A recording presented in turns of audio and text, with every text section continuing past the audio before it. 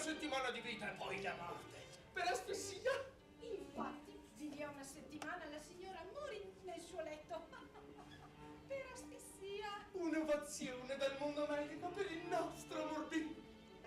Le confesso che stupì anche me che la diagnosi si avverasse. Le posso dire, cara collega, che è stato un lavoro difficile, molto faticoso. Arsenico? No! Cuscino! Non volevo rispettare, non si lasciami!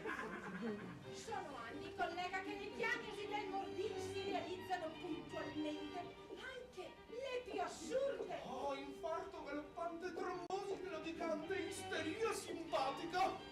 Francamente non so più cosa inventare per rispettare tutte queste assurde diagnosi. Mi guardi, caro collega. Un medico del mio calibro, vestito da cuoco, come sono caduto in basso.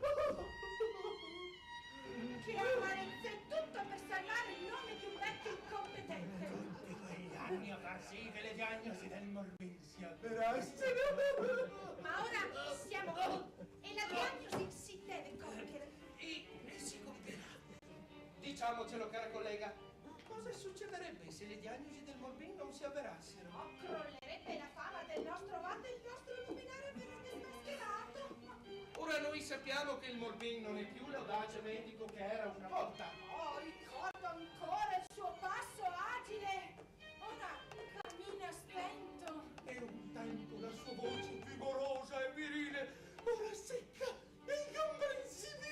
Solcava i mari della medicina con l'impeto di una portaerei. Oh sì, cara collega, ora è solo un Titanic della medicina e sta affondando. E noi con lui ci stiamo adagiando sul fondo del mare come un relitto senza più meriti e destini. E allora cosa fare? Allora, un'ultima diagnosi, un'ultima folle intuizione e poi anche il Morbin ci abbandonerà. Sarà chiamato tra gli eletti. Tra gli onori del popolo accademico e poi anche il Morbin si spegnerà. Lo faremo insieme. Oh, sarà il sigillo della nostra unione. Erediteremo la sua fama. Il suo studio. Le sue parcelle. Perola, Sì, funziona ancora il tuo arsenico giallo? senza alcun dubbio.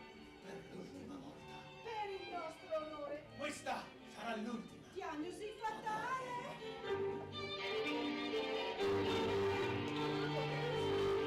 Buongiorno. Allora, è venuta a vedere se si compie la diagnosi o a festeggiare la